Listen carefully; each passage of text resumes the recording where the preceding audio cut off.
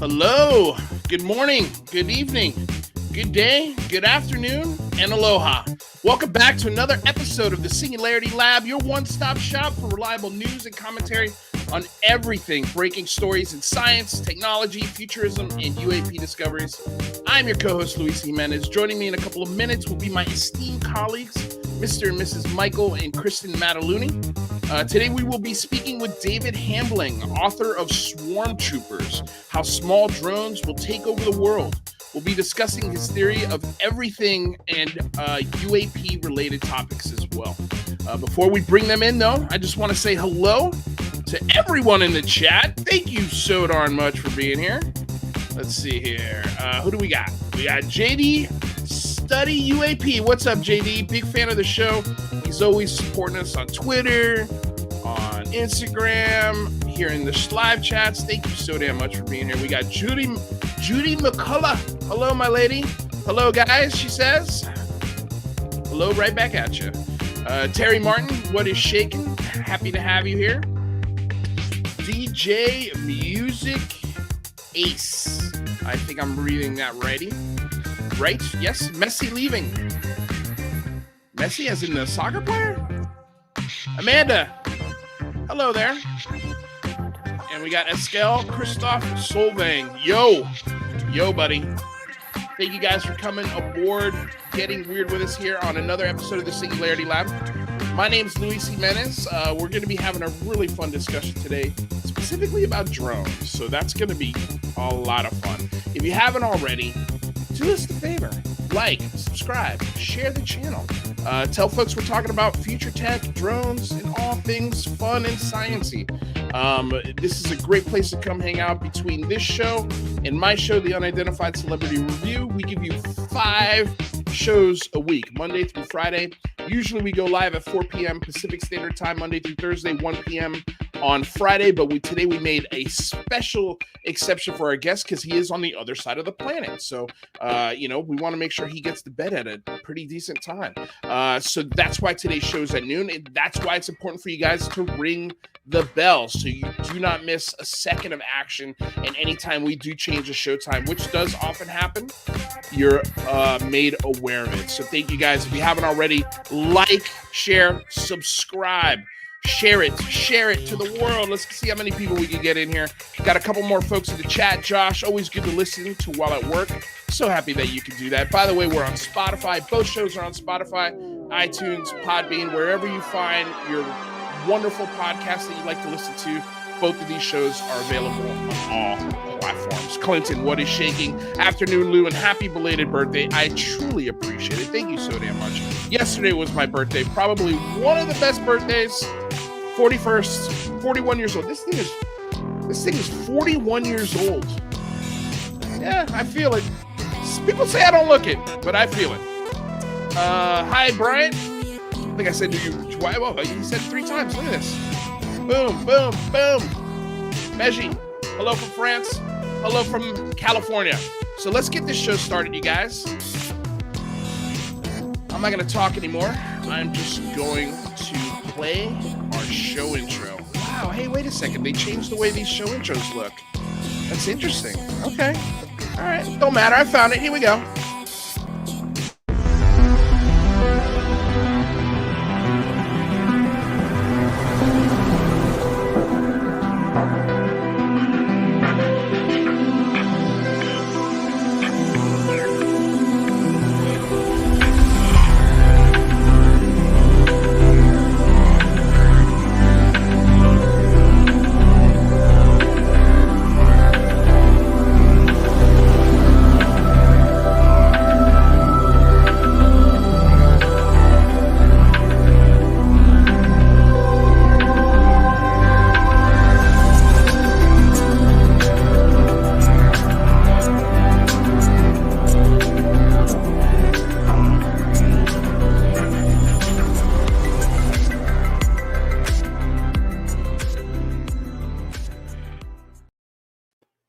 Hello, hello, hello, and welcome to the Singularity Lab. Lou and Kristen, it's great to see you guys. I'm really excited for today's show. We've got David Hambling joining us, but before we bring him in, just a quick question to you guys. How scared are you of a drone takeover? Super tiny, little, itty-bitty, invisible drones. How scared? I'll let you go first, Kristen. What do you think, Kristen? The technology's been around for quite a minute, right? Like the teeny tiny micro drones, like the ones that can spy on you and they look like smaller than a housefly, so you don't notice them. Have they though? Or Yeah, is that they just have. from 007? No. She's onto something. I think David will probably attest to this. It was in the Dan Brown books. If you ever read Dan Brown, he bases a lot of his technology off of real stuff. I loved in Deception Point a gun that you could pack with sand or ice, and it takes those elements and makes your bullets for you. This idea of listening drones that look like roaches, or actually attaching listening devices to actual live roaches, that's a thing too. It's scary, man. Swarm technology specifically, I think it wouldn't shock me if that's the next breach of security for a major country. Is a swarm of drones doing something insanely nefarious, whether it be a chemical attack or some sort of explosive device, improvised explosive device. Because it's not expensive to buy these things. You can make them at home. There's videos where you can make, planes out of styrofoam and sticks, essentially put a decent motor on it with a controller for less than $150. You got yourself a pretty nasty little improvised device. I wonder if the future of espionage really is miniature drones and infrastructure hacking, right? So we'll get into all those. I want to go ahead and introduce the guest because he'll definitely be able to give us some ground truth when it comes to stuff. We got a lot of questions for him. David Hambling is joining us today. He's a writer for Popular Mechanics, Aviation Week, New Scientist, The Economist, and Forbes Magazine, with an expertise in aerospace and defense. He's also the author of Swarm Troopers, How Small Drones Will Take Over the World. Ladies and gentlemen, David Hambling. David, how are you? Hi there. Welcome from the future, because I am about 8 hours ahead of you. How is the future? Is it doing okay over there? Is it better than right now? Ups and downs. I think we'll be talking a lot about that. All right. Sounds about the same then. Yeah, amazing. For those of you joining us from around the world right now, because we are going a little bit earlier, those of you in the future, thank you so much for joining us. I see people from France, from England. Someone was from Grenada. Grenada's not very far. Grenada's up in the house. I've been there. Fantastic. Can I ask you? Sorry. Where's Grenada again? Okay. It's with all the islands, In the Caribbean? south of Florida. I'd just like to mention okay. that was a British territory that you guys invaded a few years back. So I hope you know where it is. That's right. Now it's ringing a bell. That's the one. Atlantic Caribbean Ocean. Okay. For some reason, I thought you were saying the Pacific. I don't know why I'm asking these questions. Sometimes, guys, they just come out of my mouth. I can't control them. Sorry. Continue, Michael. All good. Okay, so David, why don't you start us off by telling us what inspired you to write your book and delve into this subject of small drones, micro drones, tiny drones. What's the deal? I've been following military technology for many years, and as you say, traditionally the military are way ahead of everyone else in technology. But something very interesting has been happening over the last couple of decades, particularly relating to mobile phones. When you start getting these mass-produced electronics by companies who've got a lot of vertical integration, and they're miniaturizing and packing in a huge amount of capability into a very small form factor. So you've got your smartphone, so you've got navigation, computing power, communications, sensors, accelerometers, compass, all that kind of thing. Basically, you've got all the equipment you need to fly a small aircraft, including the autopilot. So basically, if you stick wings we're on only it, 30 seconds into this. you've got a drone. Yeah. And unlike all the other military kit, which is insanely expensive, these things are being churned out by Asian companies at very cheap rates.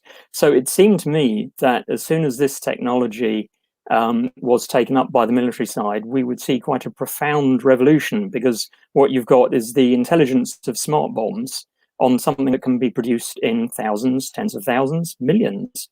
And that's going to have quite a profound effect. Right. So, okay. So first of all, that's horrifying. I told you. So in 2015, I wrote the book about swarm troopers and how I expected small drones to conquer the world, and all the various implications that would have.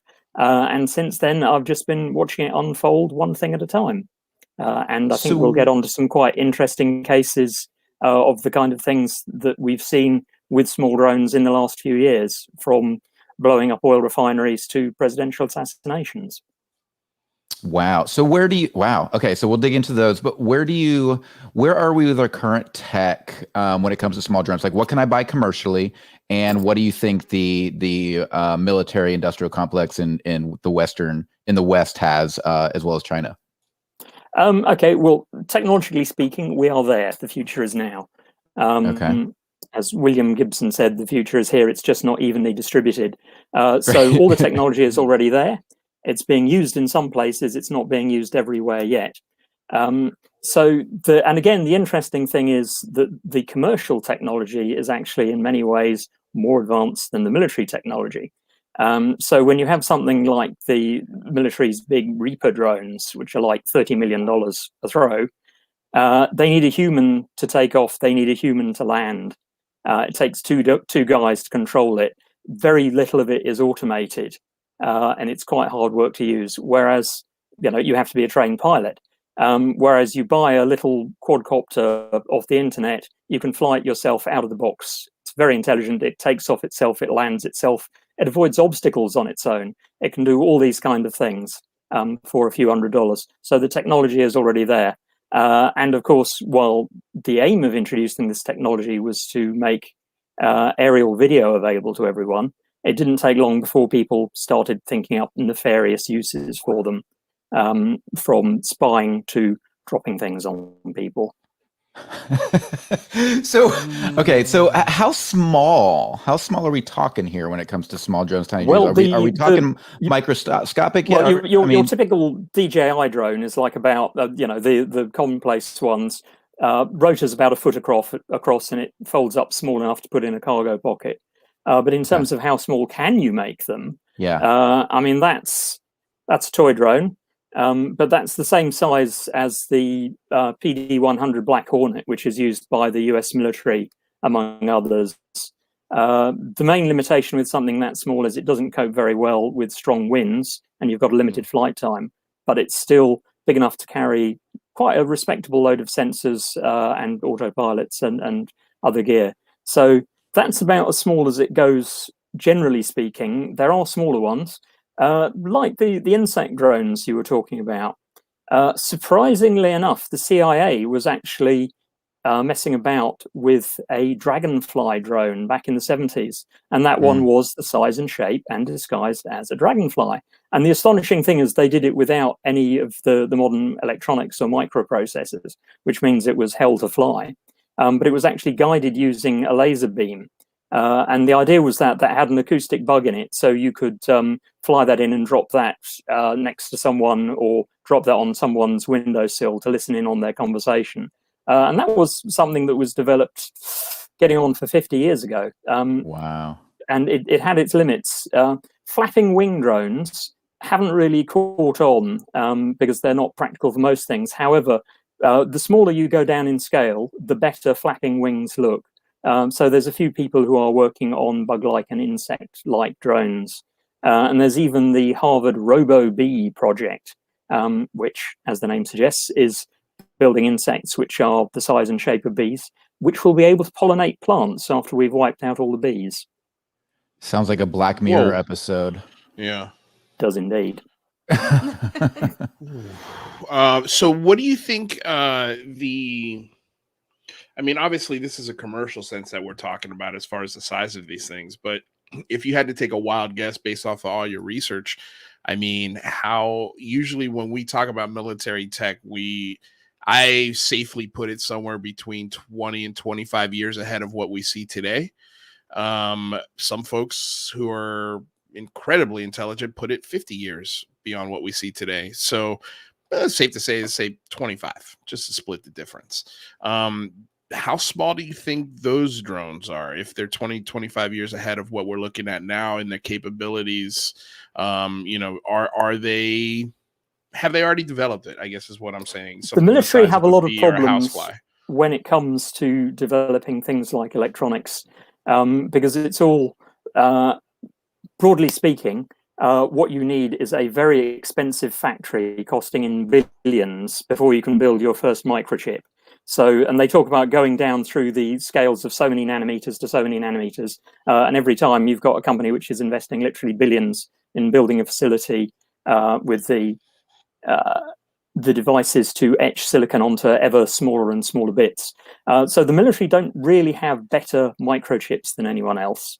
They've just got a lot more money to throw at problems and specific things. So it's interesting when you look at even the small tactical military drones, they're only producing them in thousands or at the very, very most tens of thousands, whereas DJI are producing literally millions of drones a year.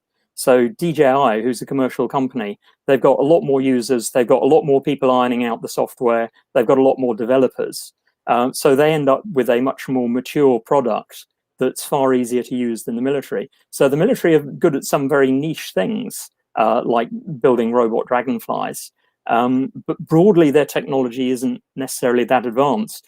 There was a fascinating example of this a few years back with the US Army, with a project called Land Warrior. And what they wanted to do was equip soldiers with a battlefield computer that would be linked to their communications. So it would navigate and it would show them a moving map and it would allow them to send text messages to other soldiers and talk to them and relay video and stuff. So they came up with this gear, which weighed several pounds. And the soldiers are wandering around with all these green boxes saying, hey, can't I just do this on my phone? And the Army, Land Warrior crashed and burned. It was replaced by a thing called Net Warrior, which I believe was then replaced by Android Warrior. And that was all using commercial off-the-shelf components. So basically, it's Android phones. And the technology that replaced it leans heavily on commercial off-the-shelf products. Now, even the US Army did actually buy quite a lot of off-the-shelf DJI drones, but they had to stop doing that for a very particular reason. DJI, the biggest drone maker in the world, who has something like 70 to 80% of the market, Daijing Innovations, Chinese company based in Shenzhen, who are accountable to the Chinese government. And their drones all send back information to DJI, just things about the location and when it was used and what the flight path was. Now, DJI say, no, of course, we would never share this kind of thing with our government. But official edicts went around about 2017, I believe, basically banning anyone in the Department of Defense from using DJI drones. And that's now been extended. I don't think anyone in any government department is allowed to use them now, with a few rare exceptions. Which in some ways is a pity because they are extremely useful, and the bad guys have been using them for quite some time. The first people to pick up on using consumer quadcopters for military purposes were ISIS, who are actually quite forward-thinking in terms of using technology. They started off using them to shoot propaganda videos because everyone likes nice aerial footage. And then they thought, well, since we've got this up, we could actually go and use it to reconnoiter and have a look at enemy camps. And then they said, well, we can see it, so we can use this to direct our mortar and rocket fire onto things. And then they had the bright idea, well, we can look down on them, why can't we drop bombs on them? Right. So from about 2017, 2018, DJI started using commercial quadcopters, the sort you can buy off the internet, to drop 40mm grenades. And they've released hundreds and hundreds of videos showing them doing this. Obviously, they only put the hits out there, but it's very impressive what they can hit. And these things caused a huge problem, particularly during the fighting around Mosul, because small drones are actually very hard to shoot down. Since then, the technology has been spreading very rapidly. Lots of insurgent groups in the Middle East use them. PKK use them. The Iraqi Federal Police started using them. And just this year, the Taliban, who are a very backward-looking bunch as far as technology goes, started using them as well. So I think that means they've officially arrived. Wow. Wow. But it's not just the terrorists. In the last couple of years, drones with bombs attached have been showing up in Mexican drug cartel arsenals. And there are unproven but well-attested reports of them using them. And then we sort of reached peak of percolating down to the furthest level a couple of years ago when a chap called Jason Mazzucato, living in Philadelphia, I believe, used his DJI drone to start dropping ball bearings and bolts on his ex-girlfriend's car. He then escalated to using it to drop small improvised explosive devices. And the police, the FBI actually raided his house, and he's now serving a term of several years. But it just goes to show you don't need a lot of expertise to turn a drone into something that's capable of carrying bombs anywhere. Yeah, that's fascinating. It was interesting. We were talking about this yesterday. I had never heard in World War II that I think it was the Fugo Japanese bombs that were balloons. Japanese balloons that were being sent across the ocean on Indeed. a jet stream. Yep. Right. And used because the Japanese discovered it first. Say that again? The Japanese discovered it first, and initially the Americans had no idea where the balloons were coming from. They believed they must be coming from ships or submarines just offshore, because no one could believe that they could possibly be traveling thousands and thousands of miles. Right. But they are. Right. And I had never heard of this for years. I literally just learned. It's a fabulous, fabulous story. They should make a movie out of it. It's got absolutely everything in it. Isn't it wild? Do you want to give like a 30-second? Japanese schoolgirls in it. It's got. Do you want to give like? Yes, the woman was talking about how her school was shut down so they could make balloons. Yeah, and just so folks know, David, why don't you give a 2-minute brief on what that was? Okay, so middle of World War II, Japan is suffering very badly. They've got no long-range bombers. They've got the Americans pressing in on them. They have absolutely no way of hitting the American mainland. However, Japanese meteorologists had discovered this thing called a jet stream, which no one had seen before, which are very fast, high-altitude winds that blow fairly consistently across the Pacific. And they calculated that if you had a balloon that went up there, and if it had a mechanism so it could stay at the right altitude and stay in the jet stream, in 3 to 4 days, it would arrive over the US mainland. So they started building these balloons, which were made out of mulberry paper. They're about 30 feet diameter, as I recall. And they carried a payload of several small sandbags, which were ballast. And they had this amazing clockwork device, which would check the height and drop ballast if it went too high. Went too low. So every time the gas leaked. And then at the end, instead of dropping ballast, it started dropping small incendiary bombs. So they sent these things over, and people in the US started finding the remains of these balloons. Now, the idea was to set the forests of the Pacific Northwest on fire and start massive forest fires and panic and alarm. What snookered them, though, was the time of year they were doing that. The forest was way too wet. So they ended up causing very little damage. It also wasn't 2021. Wasn't? Yes, exactly. Right. Exactly. So they launched several thousand of them. Several hundred of them arrived. The US forces threw a huge amount of effort into trying to stop them. Turned out to be very difficult because they moved faster than anyone thought, and they were quite difficult to intercept. The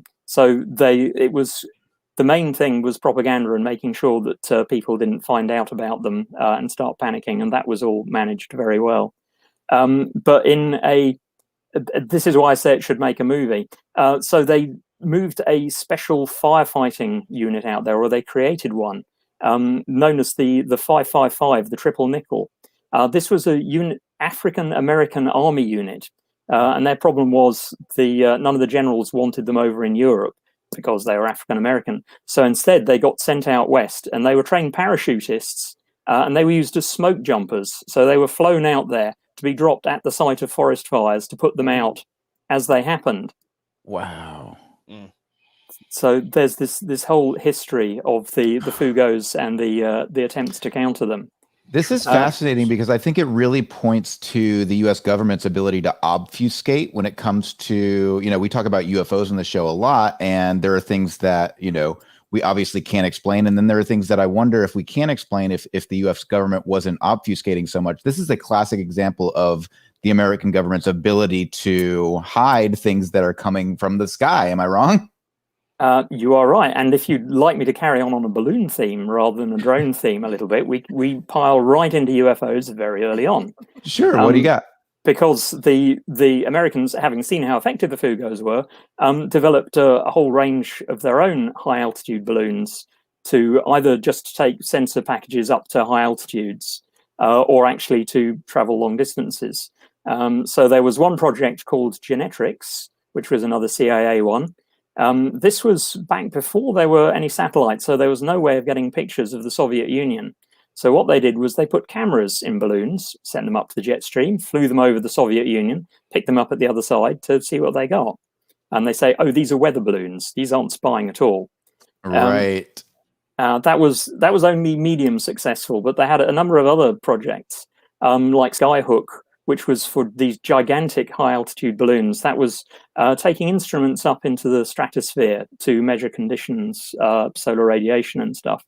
Now, those were extremely secret, and they didn't want anyone to know they had this capability. But people kept reporting seeing these strange objects extremely high in the atmosphere, moving slowly, which nobody could account for. And those were among early UFOs in the 50s. And then you have the famous one, Project Mogul, which was another one to they're actually going up to try and listen into sound channels and listen into atomic tests. And rather than being a single balloon, that was a cluster of small balloons. Now, stop me if you heard this one. The Mogul balloon array crashed in a place called Roswell, New Mexico.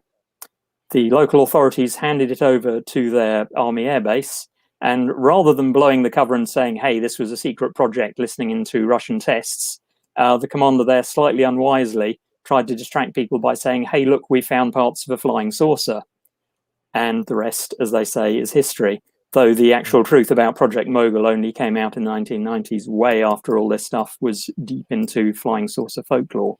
Well, and it's fascinating, this idea of World War II. No, that's okay. And this Project Mogul, and that's something that we brought up actually last night too, because we were talking about Mirage Men, the documentary Mirage Men with Richard Doty. Yes, Mark Pilkington, yes. Yes. So we were speaking about this. Work. Sorry, say again? That's an outstanding piece of work. Mark Pilkington's a friend, and he's an excellent researcher. Yeah, it was fantastic and enlightening, because I think this idea of Project Mogul, which was specifically, we didn't have satellites at the time, right? So our idea was we need to know when the Soviets are testing nuclear weapons. So we created Project Mogul to send balloons into the jet stream to listen for disturbances. Am I close here? Is that accurate? You are exactly correct. There are things called sound channels, which occur in the deep oceans, which are very important for submarine detection. Because when sound gets trapped, it's between layers of warm and cold water, and you get this narrow thing which acts as a waveguide. So particularly low frequency sound can travel for extremely long distances.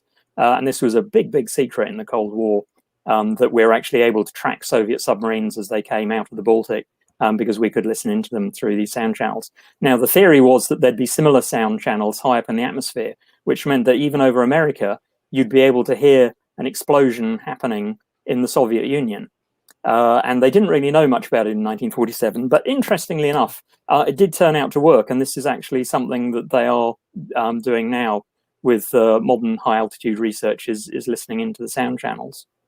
And interestingly enough, there is a modern version of stratospheric balloons, which is also generating UFO reports. Because back in the day, you sent a balloon up and it just went wherever the wind blew it. These days, they've realized that the stratosphere is stratified. It's in different layers, and you've actually got wind blowing in all different directions. So if you move to the right altitude, you can catch the wind in any direction you want. And this was the idea behind Google's Project Loon. They had a series of giant balloons that they were using to provide telecommunications which they used in Puerto Rico after the hurricane there. It's not commercial, but it's actually quite a good way to get a balloon places, and you can have a balloon which will hover over any given spot you like. So it's like a satellite, except it's a lot closer and it stays over one area. So the military are showing a huge amount of interest in that, and there's a lot of developments in that area.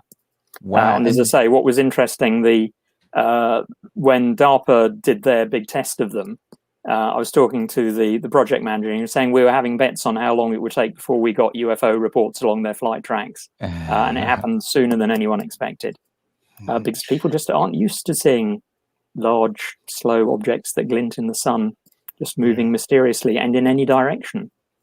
Right. Real quick, I mean, I'd be remiss if we didn't put this up. Did this guy just Roswell case close us? And I think he kind of did. He might have done that. I mean, there's going to be a little pushback from some folks in our community, because there's so many moving parts to Roswell. The problem with Roswell is it happened in 1947. So it's really, really difficult to pinpoint or nail down any of these eyewitnesses, any of these confessions. I mean, we did have a deathbed confession that was a signed affidavit by someone. I can't remember the name of it essentially was the secretary to the entire base.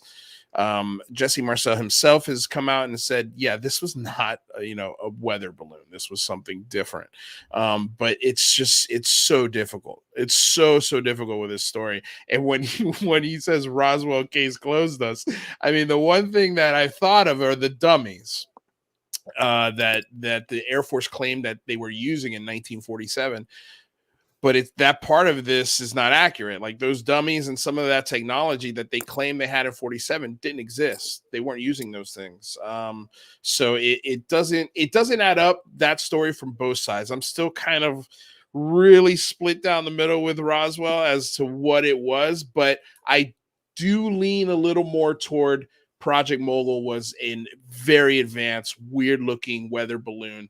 And also something that we didn't realize, but we've talked about on the show, is that weather balloon, the Mogul balloon, the tether of that thing is longer than the Washington Monument. It's huge.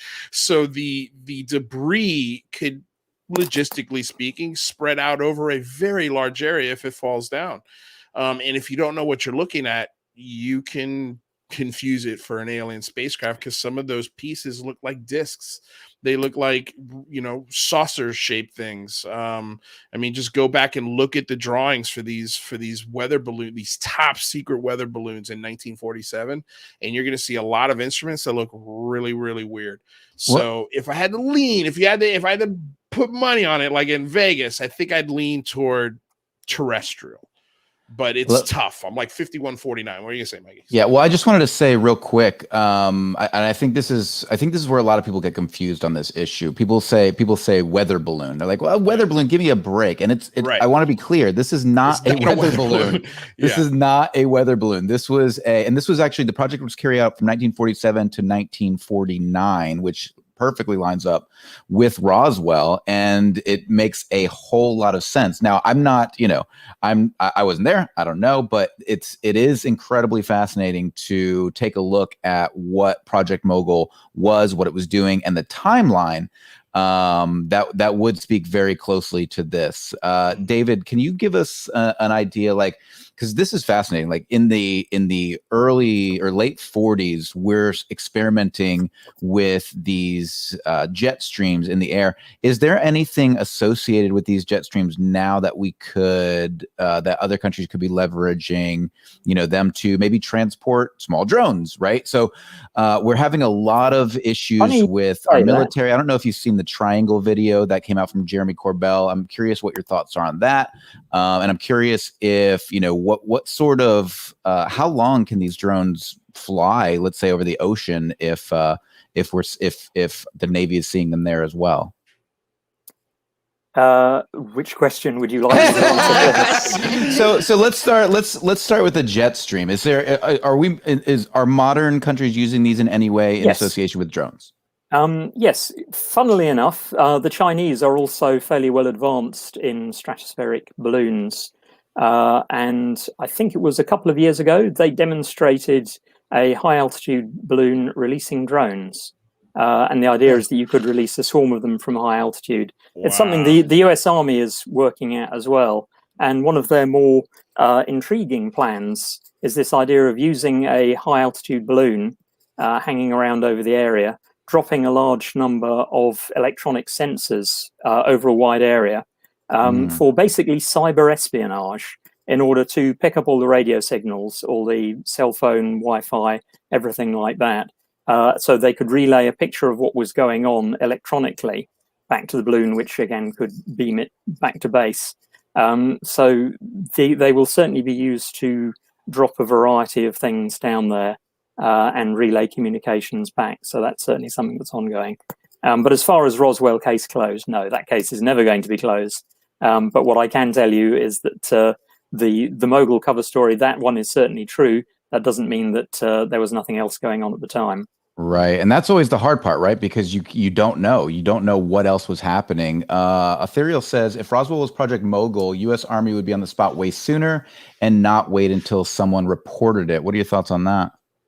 I think you are way overestimating the competence of the military all over the place. I mean, there was a similar interesting type case in Venezuela.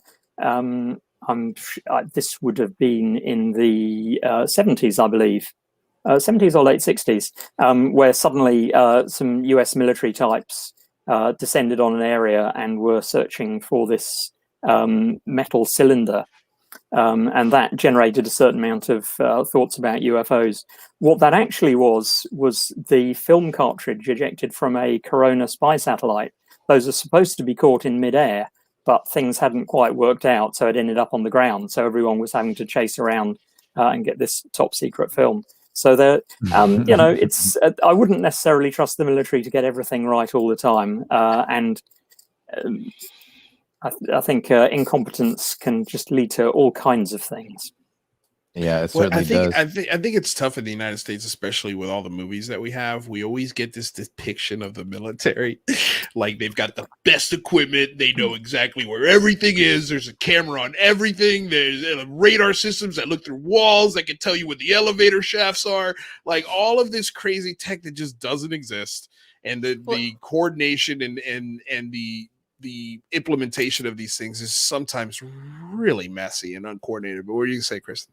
Oh yeah, no, that's why I love like watching movies about certain subjects with people who know better. Like we went to watch Black Widow with Mike's friend who was in the military, and like the whole time he was just complaining. Yeah, exactly. That's funny.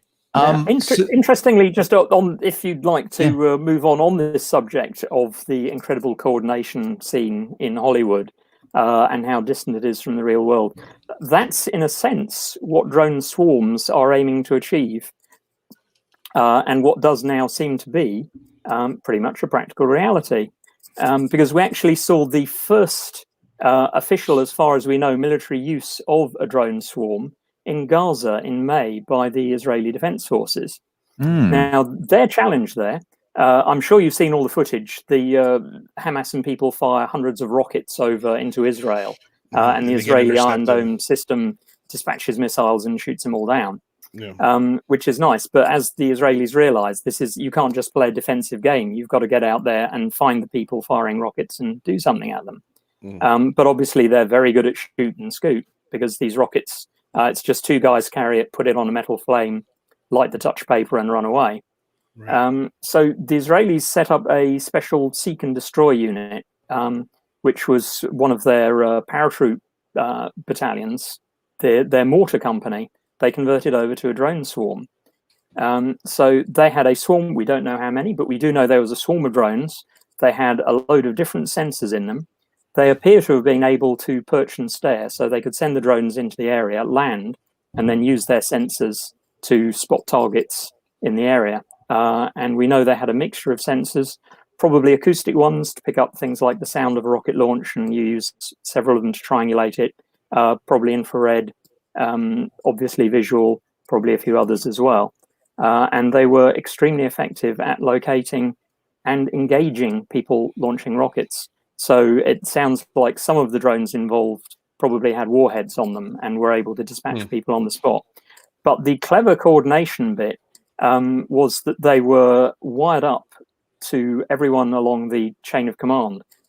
So Israel has, I think they're called Unit 900, which is a special unit for visual intelligence for interpreting video and photographs, and is famous for employing a lot of autistic people because apparently they're really good at this stuff.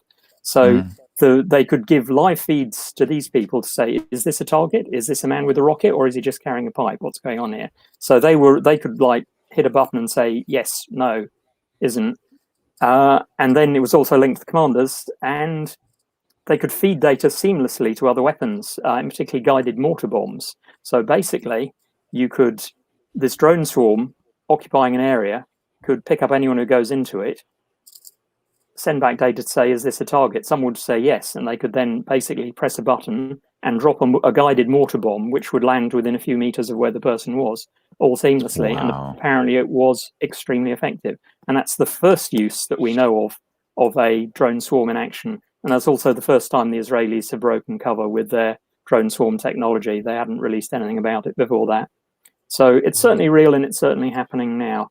And the machines appear to be capable of the kind of slick coordination that you normally only get in the movies.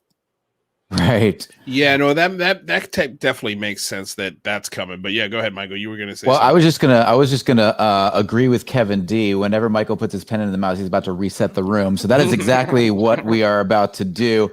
For those of you just joining today, thank you so much. We've got the amazing David Hambling with us today. He's a writer for Popular Mechanics, Aviation Week, New Scientist, The Economist, and Forbes Magazine, with an expertise in aerospace and defense. He's also the author of Swarm Troopers: How Small Drones Will Take Over the World. Thank you so much for joining us today, David. For those of you who are interested in all of our live streams, all you got to do is click the subscribe button right now, and then click the bell to know whenever we go live, because sometimes we go live a little early to suit some folks who are in the future on the other side of the planet, such as David here.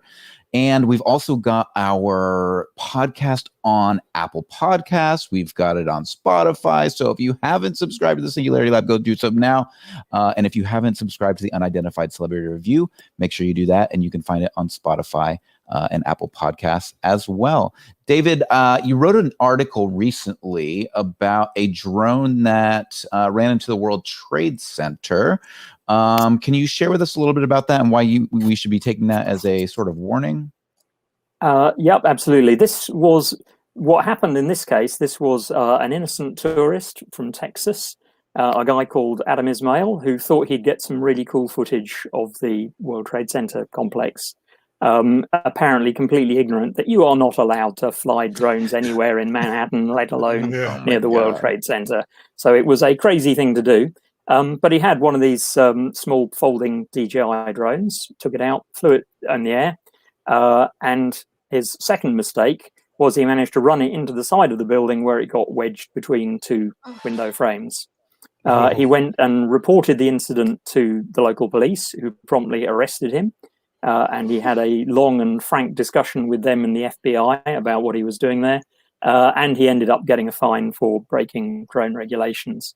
So there was no evil intent there at all.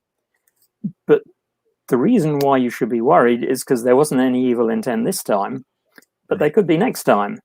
Right. And because this shows how just anyone can take a drone out of their pocket, fly it up to the 50th floor, and although his drone wasn't equipped with anything like that, but there certainly are drones equipped with window breaking devices. And of course, they can drop incendiaries or fragmentation bombs or anything else. So it just shows that nowhere is safe. It doesn't matter if you're on the 50th floor. It doesn't matter if there are walls and fences and security barriers and moats, or if you're on an island. A small drone can get you anywhere, and they can do a huge amount of damage. Even just starting fires. The most impressive example was in Ukraine in 2017, 2018. They had a series of incredibly destructive fires and explosions at ammunition dumps. And what the Ukrainian authorities said was happening was that Russian special forces were using consumer drones to drop thermite high temperature incendiaries on them. And they did a massive amount of damage. On one case, they blew up 70,000 tons of explosives and damaged 1,000 houses nearby. So it's they call this bringing the detonator. If you have a target that's vulnerable enough, all you need is that one little spark, and you can do a lot of damage. And without going into details, I suspect one little spark could do a lot of damage at the right place in the World Trade Center. It certainly did in Abqaiq in Saudi Arabia, where we saw the oil processing facility there put out of action for a few days and set on fire by about 20 small drones, which were sent by Houthi rebels in Yemen on them. And we're seeing quite a few attacks like this. Small drones, small payload, but able to do a lot of damage in the right place. Obviously, drones can do a lot of damage if they hit things like airports, a crowded football stadium. There's all sorts of scary scenarios that can happen once people start putting these things to bad use. Right. And I think this is the biggest thing, one of the biggest reasons why we're having this UAP discussion publicly in Congress and at a state and local level, because they see this problem coming and they see it coming fast. And if military members that are active are sitting on a ship or a base and they see something in the sky and the stigma is so high that they don't report it, and it turns out to be a swarm of drones with improvised explosive devices that are heading for that ship, we've got a problem. We've got a huge problem. You've got the cartel, you've got Russians, you've got Chinese that already are here. All they have to do, and just like David said, it's not expensive. You just attach a bunch of telephones, swarm them together, put a couple of really cheap pipe bombs on a bunch of them, throw them into a water plant, throw them into Santa Monica Pier, throw them into a crowded protest. You've got a nightmare. Like, I think of the Boston snipers, right? Or those Boston guys that the guy, not the snipers, the guys who planted the bomb at the marathon. Oh, okay. Oh, yeah. What was it? 4 or 5 days they locked on the run. that entire city down. You couldn't leave your house. That was just 2 guys. Imagine a cell of 50 guys with 100,000 unlimited drones. amount of these drones. You know what I'm saying? Like, and now something happens, and people are going to be asking questions. They're going to be, how the hell did this happen? And they might point to the UFO thing. They might say, well, because we stigmatized things for 60 plus years, we missed it. And they took advantage of that stigma. Our enemy took advantage of a known stigma. That is insane to me. And this is what Tyler Rogaway was talking about. We're not trying to kill the idea of UAP being real. I still think there's diamond in the rough examples, but they're rare. They're hard to find. I think what we're really looking at is improvised drone devices that are going to be starting to wreak havoc in some really nasty, unpredictable ways. And I mean, just starting force. I mean, some of the things that you threw out there, David, are just like, holy cow, man. I didn't even think of that. Right. I didn't even think of that. I think it's important. I don't think you can throw away any hypothesis at this point. I don't think you can throw away the diamond in the rough ET hypothesis. I don't think you can throw away, Project Mogul. I don't think there's any hypothesis you can throw away. But what I do think is that once you start to have more information, looks like we lost David somehow. Hopefully he pops back in. But what I do think is that you're right. We need to get rid of the stigma on UAPs, period. Like, that needs to go away. Right. But I bet they're having this conversation about this drone problem behind the scenes going, you guys need to destigmatize this. And this is how you do it. We do it through UFOs, essentially. We get the conversation going. We get a couple of pilots to help other people feel comfortable within their ranks to go, oh, it's okay to talk about these things now? Okay, cool. Because I saw this, and now we've got a reporting system as well that the Navy's implemented. So they're putting the processes in place. I just have a feeling it's too little too late. By the time these processes have already infiltrated the the culture that is our military industrial complex, Mhm. it's gonna be too late. And the agency or the branch of military that's gonna have the most egg on their face, it's gonna be the Air Force. It's Right. going to be the Air Force, because that's what they're in charge of. They're in charge of the airspace above our heads. Right. That's their job. Yeah, I completely agree. Let me thank Judy McCullough today for her $20 donation. Awesome topic, Judy. Thank you so much for joining us today, and we're appreciative of your donation. I wanted to hit this question to David. It was from Joe. Oh yeah. Can you ask David about submarine launches, drones, and transmedium UAVs? Where were we at with this technology, David? Yes, this is something which is happening at the moment. In particular, there's a submarine launch drone called Blackwing, I believe, which is made by AeroVironment, which is live with a number of, I think it's Virginia-class submarines already, and it's a small drone that can be launched from underwater, and they can control it from the submarine, and that can relay back a video feed to them, and that can also carry a warhead, but that's being used at present by the US Navy. They're probably after more exciting, bigger, faster submarine launch drones, and I don't think there's anything out there at the moment. But there certainly have been quite a lot of plans over the years for submarine launched aircraft of one sort and another. David, do you want to take a second and set up your camera? Is my camera not showing? No, it's showing. It's just we'll give you a second to set it up to make sure you're comfortable. Hang on, I'll try and I'll take your time. The one thing that reminds me, I mean, our old buddy Jeremy McGowan used to talk about this stuff all the time. McGowan would talk about these drones that would be launched from submarines. They take off out of the water. They've got a flight time of about an hour, hour and a half. They do their thing. They land back in the water. Then the submarine comes and pops it out, drags it back underwater, and boom. It's a recovered, reusable transmedium drone. Now, the thing is, do we have the transmedium drone that doesn't need to be launched out of a submarine, can travel through water at the same speeds and velocities and turn radiuses as it does in our atmosphere and the upper atmosphere, space? Do we have drones that can do those three mediums of travel without impunity? And that tech, I would bet we don't have. But I'm wondering, David, did you hear what I was talking about there? So this is drones that can go underwater, into the air, and then what was the third medium? Space. Space would be optimistic. There's not a lot that can go up into space at this point. Right. Yeah, I would tend to be thinking about something other than a drone for that.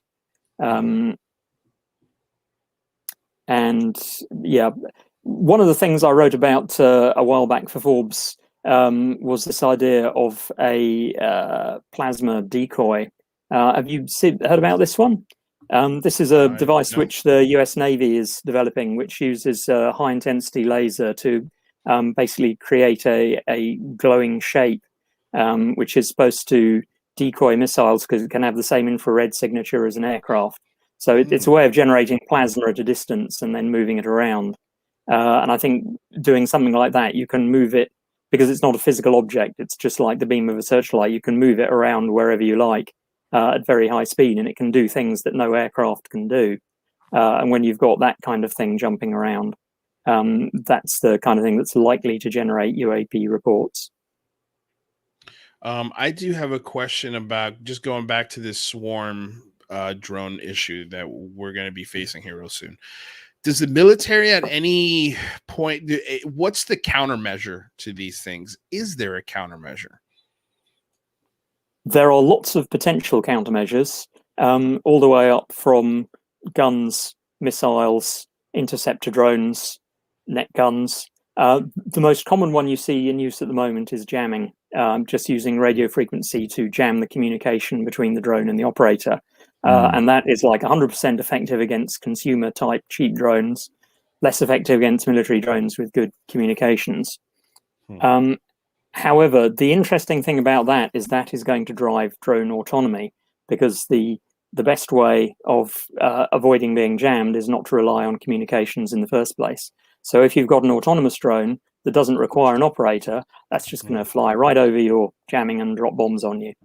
And that's, I think you will see autonomous swarming things more. Now, looking further ahead, when you say autonomous swarming, you're talking about basically AI? You're talking about or just pre-programmed, just something that's programmed? Low level AI. Right, narrow AI. Okay. Yeah, because to work at all, a swarm has to have quite a degree of AI, because normally with drones, they are flown to quite some degree by the operator. With a swarm, because you've got one operator and 100 drones, the drones have to do most of the work themselves. They've got to avoid crashing into each other. They've all got to maintain spacing, navigate the same area, that type of thing. But in terms of countermeasures, everything we've got at the moment is very limited. A lot of people pushing lasers as the ideal, because it's got speed of light operation. You can just zap them out of the sky and you've got an infinite magazine for firing at them. But those are expensive and limited. The big thing at the moment is high-powered microwave weapons to fry the electronics. Like there's the Air Force's one called Thor, which has already been deployed out there to Africa. Raytheon have one called Phaser, but these are giant things the size of a shipping container. There's a much smaller one called Leonidas, which has recently been tested, and there's some video of that knocking down swarms. So it's going to be interesting to see how quickly those get rolled out and what gets developed. However, there's also a very interesting side to that, because the main reason why no one has used microwave weapons before, or anything that emits powerful electromagnetic pulse, is because it's not just going to be hitting drones. That can destroy all sorts of things, from your car, your laptop, your mobile phone, your washing machine. I was actually thinking about bats. This is going to be horrible for the bat population. No, bats will be fine. Bats use sonar; they won't be bothered. So they'll be okay. On the other hand, if there happens to be an aircraft flying by, it's doomed, because they just totally rely on all their electronic systems. And if one of those gets caught in the beam of something like this, it will become unflyable instantly, which will be quite bad news for anyone on board. So what are your thoughts on, real quick, Tina said, I spoke with one of my relatives yesterday. He still believes these sightings are our technology. He was a position of power last year that would put him in the know. One of the biggest challenges I have with this is Fravor and Dietrich's Tic Tac incident. I'm curious what your thoughts on that are, with the UAPTF coming out and saying this is absolutely not our technology. Now, we know our government lies to us, but what do you make of that? The UAPTF saying this is not our technology, and then Fravor and Dietrich citing of the Tic Tac in 2004. I think the problem with this kind of thing is that the noise to information ratio is way too high to extract much sense from it, because as the Mirage Men Mark Pilkington thing tells you, that you're dealing with absolute masters of misdirection, misinformation, disinformation. So it's very hard to know what's real and what's not real. And of course, that's exactly what they want. So I'm afraid my boring answer is I can't make any sense of it at all. Right. It could be all sorts of things. Well, I appreciate, first of all, before you go into what else you have to say about it, I appreciate the fact that you said that first, because I think that's what, a lot of people get so frustrated with debunkers in this community, because they act with such certainty and impunity that it's very frustrating. So I appreciate your neutral approach to it. That being said, do you have any other thoughts you'd like to share? But another thing, observation on this phenomenon in general, is that I'd say there's a very particular cultural mindset that says this has got to be aliens, which is one view, but which might blind you to others. Now, I was amused to hear someone reporting, again, completely anonymously, from the Pentagon, that one of the reasons why these reports were being quashed was because someone high up was saying he knew they were demons. and they'd been predicted in the Book of Revelations, and that was the explanation for all of it, and that it was nothing to do with aliens. Now, that again, that's another very entrenched mindset coming from a completely different angle.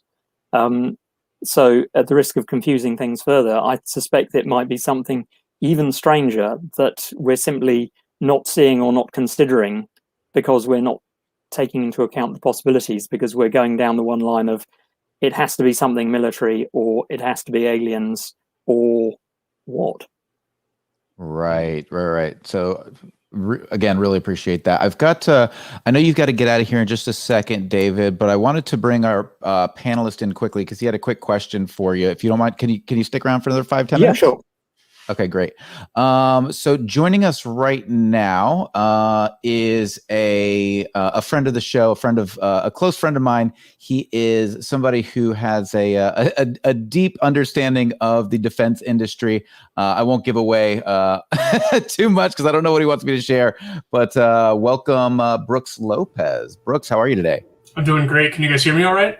Yep. Yeah, we can hear you just Loud and fine. clear. Yep.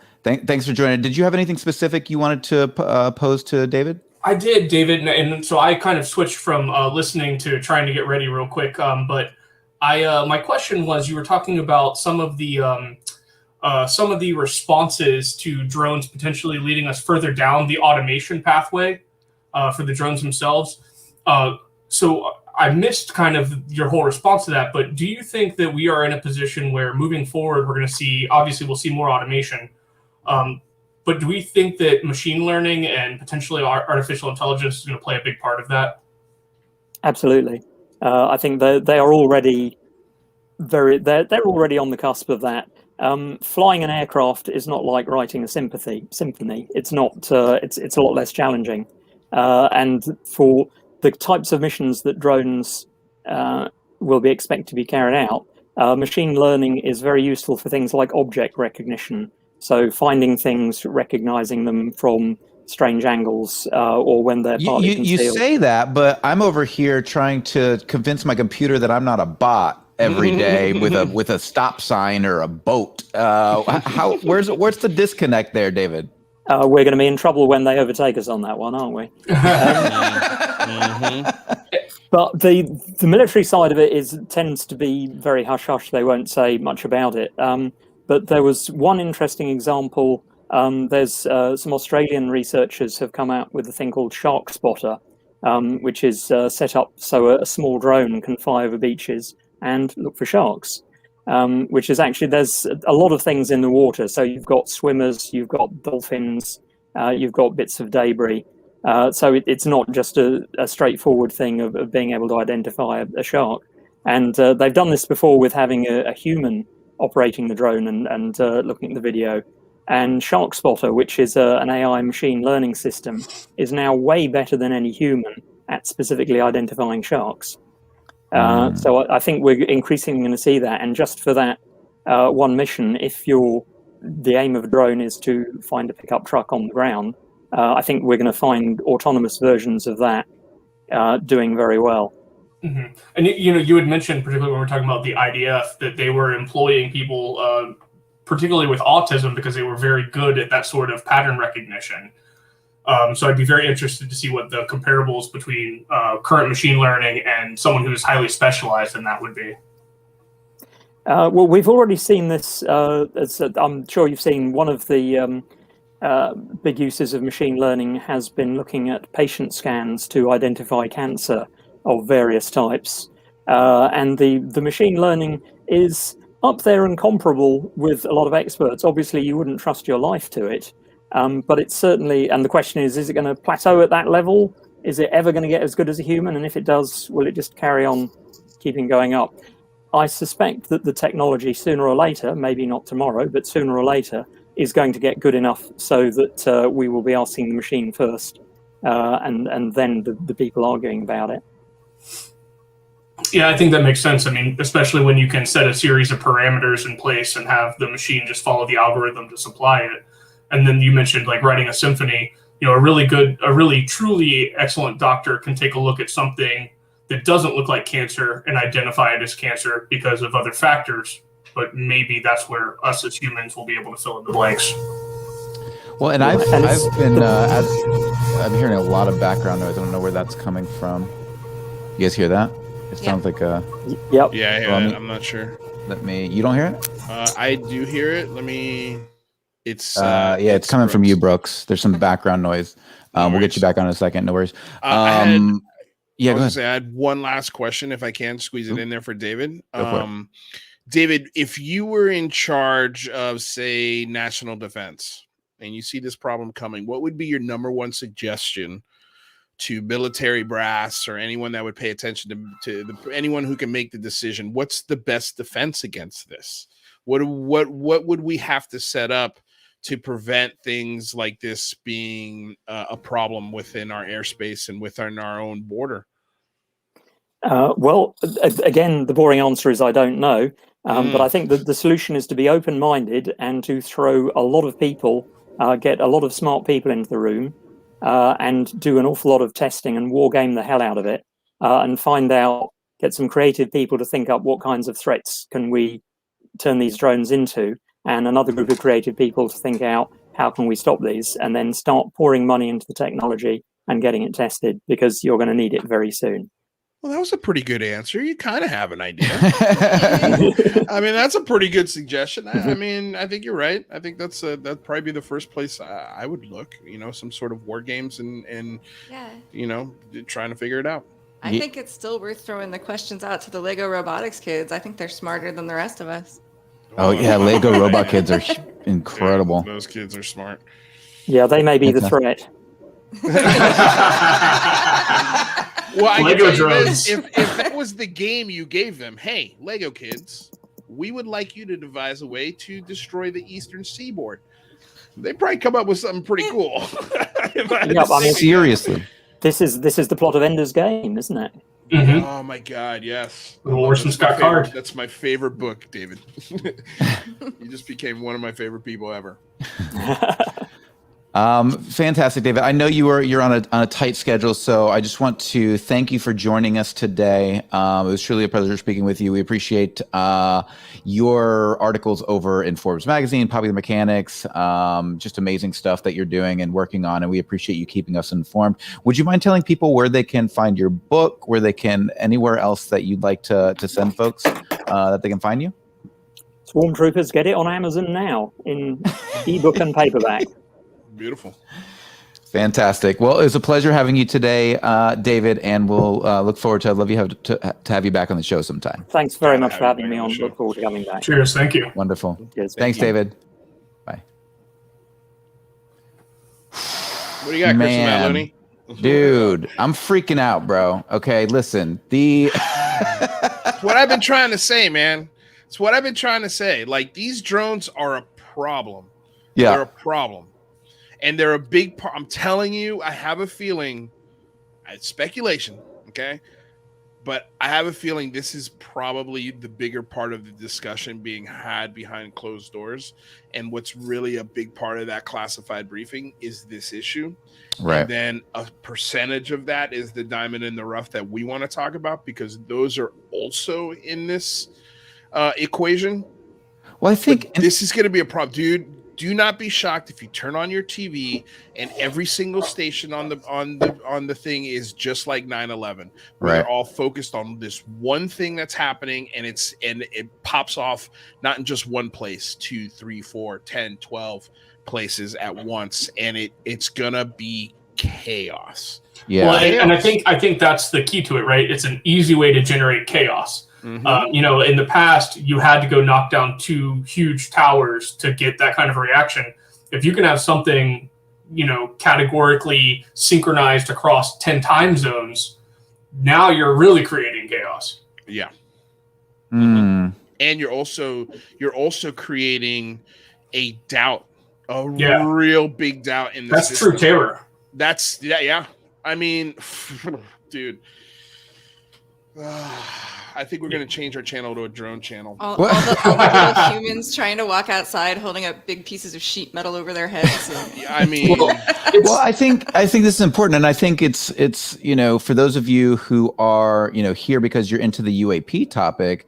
Like, I think this is an important conversation that is related, and I don't think we should shy away just because if we just because something that is unidentified aerial phenomenon, whether it's that diamond in the rough that maybe it's extraterrestrial or interdimensional, that the other 99.9% of cases should capture your interest too, because they're important to the future of human civilization. Like, we are at a point now when anybody can get their hands on this sort of technology and cause absolute havoc. Well, so yeah, go ahead.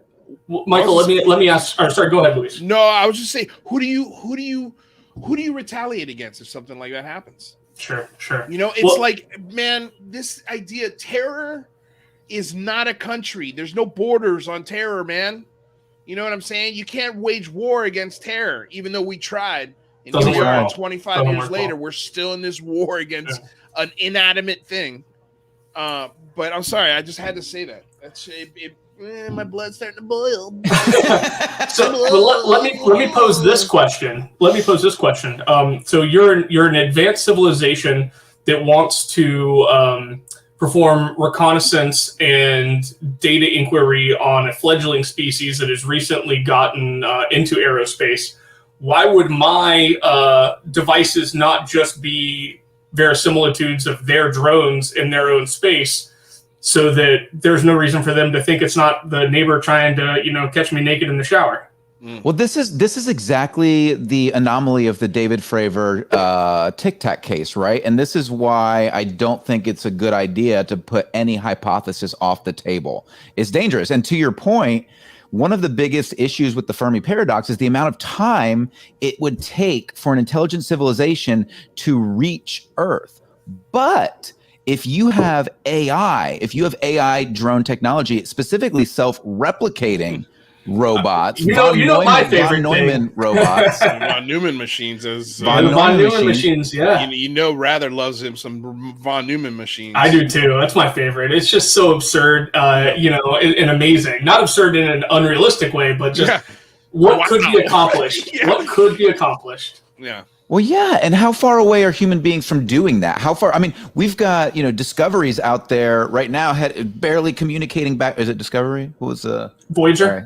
Voyager, yes, Voyager's out there, slingshot into the galaxy. It's probably interstellar at this point. It's out of our solar system. I don't know about that happened like a couple years ago. Yeah, yep. Right. And so it's still vaguely communicating back to us. And we just started flying in planes. We just invented drones in the past 30 years, 40 years. So where are we, 500 years from now? What's our ability to create von Neumann probes and send them out to the universe to self-replicate, utilize resources to rebuild themselves and explore other planets? We could be dealing with that exact thing right now on this planet. It's way sooner than 500 years. Way sooner than 500 years. I look at what Musk is doing. He's going to have to send things up there that can build infrastructure so that when we get there, we can walk into something and take off our suit. Mm-hmm. Okay, like that's going to be built by AI, by machines. There's not going to be humans building that shit up there. There's no construction crew on Mars. So they're going to have machines that they aren't self-replicating themselves, but they are making materials to build something that can be used. And that's 500 years, I give it 150. Yeah, I think that's a good Tops. estimate. Yeah. Tops. And the other thing that goes along with that is one of the rising technologies that I have not seen as many headlines on as I had hoped to 10 years ago was we really haven't seen the advancements in nanotechnology that correlate with something along those lines, where we're talking about the ability to extract resources, process them, and then use them for remote, potentially unmanned, automated building. Right. Yeah. That. I don't know, you guys. Yeah. We just got to stay alive for another 150 years, and we're good. And it's interesting because we are seeing extraordinary advances in technology when it comes to like we'll start seeing the very rich. They're already getting access to interesting drugs and interesting things that are going to start extending lives. We haven't even really hit the age of bionics yet. We have barely scratched the surface of AI. So the human cyborg mutation, new species that we're headed towards is purely in its infancy. And we talk about this all the time on the show, how, if I walk out of the house without my iPhone, I feel like I left my arm at home. I feel like I left Kristen. We were on vacation recently, and she left her cell phone in an Uber, which she never does, by the way. But dude, like the freak out that we had, like it's extraordinary. And that's a piece of technology that's separate from the human body. Imagine once we start to really merge, merge with technology. Oh, man. It's your virtual umbilical cord to the world at this point in time. And also mine like literally has my wallet and my ID. Oh, okay, there's that too. That's a whole other story. There's that too. Yeah. Well, I think it's like, man, I always think about this. I feel like my generation is the last generation to really understand freedom. The pre-singularity. Yeah, we got to see the switch from analog to digital. And now we've seen this technological takeover. Like when I left the house when I was a kid on my bike, it was be home before the sun goes down. Like that's your smartwatch. if it's dusk, you're in trouble. Or somebody else's mom yelling at you to go home. Right. Yeah. Get out. A phone call from your mom saying, "Hey, you got to send them back." Like that. That was beepers were the first thing we had that were able to tether you to anyone who could reach you on that beeper. And then it went cell phones. And now we're at a point where, like you said, man, you leave one of these things in your Uber, you're not going to die. But God, it feels like you are.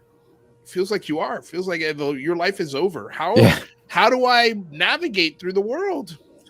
For some people, this is my fear, dude. Like one solar flare, it's the dark ages. Is that Escape from LA where they set off the worldwide EMP and they go back to the medieval times? Basically. Oof. Like it's like going from Rome with toilets to medieval dark times where they lost all of that technology. Yeah. And all of a sudden they're dumping their shit in the street and there's the bubonic plague. It's like, how did we go from paved city streets and toilets and running water and spas to dumping our turds in the street and walking on it? Like, it's like, this is normal.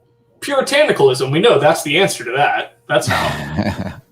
I think I always find this conversation interesting because I think, a lot of folks will romanticize, when we talk about like things that are happening like climate change and, the population explosion of human beings on planet Earth and the potential resource limits that we may be hitting and, the potential for nuclear war, all of these things, are incredibly terrifying to be living through in a modern society. But I think it's funny how people will throw back and romanticize what it was like before technology and say, well, these Luddites who, think that technology is just going to create more problems than they solve. Go back 200 years, go back 500 years, go back 1,000 years, go back 5,000 years. You're living to the age of 20, maybe. Yeah, you might, infant mortality at 50%. You're talking about, these were horrifying times. In 1918, you were dying from the flu. Well, Right. we just went through this again. Yeah, almost, here we are. Well, we're still going through it. This is the part this is why I feel like we're going backwards in some ways, almost like, again, going from Rome to medieval times. It's like we know the history. We've seen, the invention of penicillin and wonder drugs that get, players playing baseball into their late 40s. I don't understand why we are so against this progress of good medicine at every turn, even though it's shown us over hundreds of years that it's the way. Well, it's not... and science is the way to I don't know, stop a plague. Well, let's go Tesla in science, not Edison in science for me. Fair. But speak to that. Oh no, I just Edison was a ripoff and stole 80% of his patents from his workers and other people. He was just a schmuck. He was if he was the Wizard of Menlo Park, he was more like the stage magician. He's like the Chris Angel of Menlo Park or something. But here's the Wizard of Oz. If Edison doesn't steal those patents, do those patents end up being anything? No, it's an excellent question, and you're right. His place in history stands firm. I did have but you're saying it stands firm more as an entrepreneur, kind of an entrepreneur who doesn't give back to his an industrialist. He was an industrialist, right? Yeah. But I think there's two things that are interesting for that. Both to both of your points. One, we talk about all of the terrible things that are coming with the technology. There's been some really interesting, I don't know if study is quite the right word, but hypotheses around what would have happened if we had not invented the automobile, that there would be so much horse shit per capita that we probably couldn't live in the cities that we do at all. Mm-hmm. I love that you brought that up. Because that reminds me of when New York City, when they were like, that's exactly what they were saying. If the population keeps exploding, we're just gonna be wading through horse shit. Yep. And what happened? The automobile was invented. This is why we talked about this the other day about being, there's when it comes to the climate change, there's prophets and there's wizards. The prophet's the one who's shaking their fist at this guy. Stop! You're destroying the planet. Stop! Turn around. And then there's the wizard who says, we're going to innovate our way out of this. Yeah. Which are you, Brooks? Out, man. Which are you, Brooks? I guess I'm a prophetic wizard. I don't know. I'm kind of in between. So on the same side that I do think that we will always, human innovation will know no bounds as long as we survive as a species long enough. I do think on the other side of that, and this was my other thought when you were talking about romanticizing the pre-technological era, is if you take an fMRI and attach it to someone who's born probably, let's say 2000, just to make it easy, who has known the vast majority of their post-adolescent life using technology constantly, and you compare it to someone who's just spent like 8 to 12 months on a battlefield, their digital imaging of their brain is almost the same because of the amount of inputs that they're constantly getting. I mean, we survive now almost on that fight or flight, on the edge of battle and chaos constantly. And it's not that we're going to die at any moment. It's just that our stimulus inputs are so out of this world that our brains really are not evolutionarily designed to deal with it. So I've got some concerns. I think we'll get out of it before we end ourselves. I do think we will. Right. And it's like, with the agricultural revolution, right? We didn't evolve new limbs to do agriculture, right? We invented things. And I think it's the same thing here when it comes to the brain. Like, part of the issue that we're dealing with when it comes to mental illness, guys, is a human brain that's not evolved for modern society. Like, I know that sounds a little simplistic or a little. Oh, it's very true. You know what I'm saying? Because we're evolved to like be task oriented. Like, we go do this, we go do that, and just it's pure survival. And then now we live in this modern society where people are searching for meaning, and it can often be elusive. And so that lack of hope, that lack of meaning, just from the very survival of life, it leaves a lot of room for this sort of thing. We're hundreds of thousands of generations from that level of evolution. And that I think that the danger of a singularity, even less from its actual technological perspective, is us out innovating ourselves. Right. Our boy Alex Sears had a question for Brooks real quick. Has Brooks read Damon by Daniel Suarez? I have not, but I will write it down right now and add it to my list. All right. I wonder what's that book about? Does anybody know? I haven't read it. I don't know. Alec, what's it about? Swink McLeod says all cars would have destroyed NY, saved by streetcars and subways, which came before automobiles. Excellent context. Excellent nuance. Well, I can tell you, I mean, the plot for Roger Rabbit right? Who Framed Roger Rabbit? Yeah, Who Framed Roger Rabbit? It was this idea of getting the trolley cars off of the streets because the trolley cars are in the way of innovation and progress, right? They wanted to build highways and have automobiles. And Christopher Lloyd's monologue about freeways. Nobody's ever seen them, like there's these roadways that take you anywhere you want to go, and it was like this vision. And so they cut off their nose to spite their own face. They build these highway systems, and now here we are 2021 in Los Angeles, and it's a nightmare to get around this town because now we've run into this there's too much horse shit in the streets problem with cars. That just means it's time for another innovation. It's time for another innovation. But if we had just slowed down and tried to think ahead a little bit, we had it, right? We had it. It was the trolley system. It was a subway system. It was work on that. Get that. And that's economics too. The rich people who lived outside of LA didn't want the poor people from LA being able to access their neighborhoods. Such an important point. That's such an important point. But here's the thing, though, is like you look at a Japanese train system and how even European trains, and European trains are infinitely older, and then you compare it to New York City, which is probably the youngest subway system in all of the world. And it's a nightmare. The MTA is a nightmare. It is so inefficient. It's garbage, but it's the best garbage that city's got. It's the only way for people to get around. But could you imagine if they invested and treated it as important as water or garbage collection? Right, the subway systems would be if they were clean. Like if you take the subway system from Japan and you plop it into New York City, efficiency doubles in that town. We have in Oregon, in Portland, they have the MAX. It's a beautiful system. It runs very, very well. We have those here. We just I think one issue though that you'd run into is that the efficiency of what you see in Tokyo is partially the mindset of the people. And you, like you said, you plop that right in the middle of New York. And I think the chaos of the New Yorker's brain ends up kind of short-circuiting the whole system in its own way. Yeah. We got a $10 donation here from NMUAP. Highways had nothing to do with general population, though. It was all about troop movements, interstate highways. Interstates, yeah. That's Eisenhower making sure not only for interstates, but emergency landing for aircraft, ensuring that there is ample distance and area between exits and straightaways that if we had to emergency land military aircraft in the U.S., we would always have a runway. Right. Wow. I never even knew that. That's amazing. Yeah, isn't that wild? And, see, and like specifically that's progressive thinking.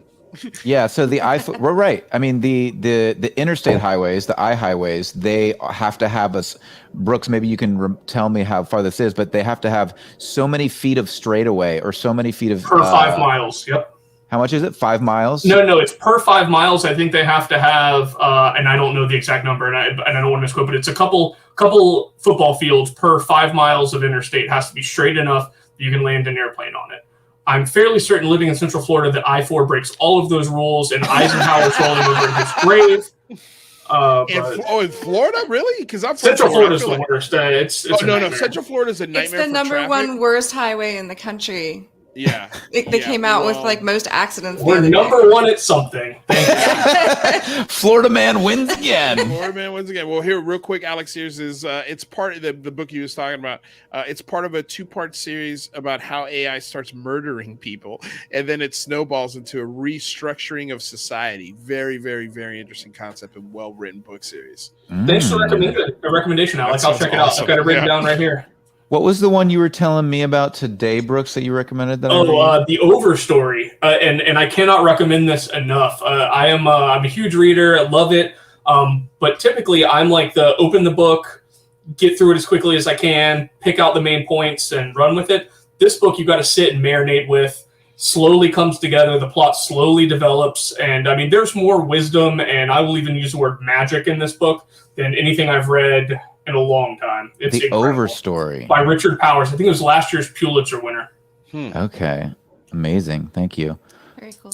Yeah, and definitely brings up the point. Sorry to interrupt you, Michael. No, go ahead. Brings up the point of the price of progress and what that looks like for humanity and what our options are to survive the progress that we've created for ourselves. It's brilliant. That's fascinating. Michael Huntington mentioned the issues with progress too. The last century is filled with medical horrors like quackery, eugenics, human experimentation, thalidomide. I don't know what that is. I can't remember. Drug of some kind, chemical of some kind. Oh, but we're going to. I don't know if you're around next Thursday, Brooks. But if you want to come back, we're going to do a. Have any of you guys seen Planet of the Humans yet?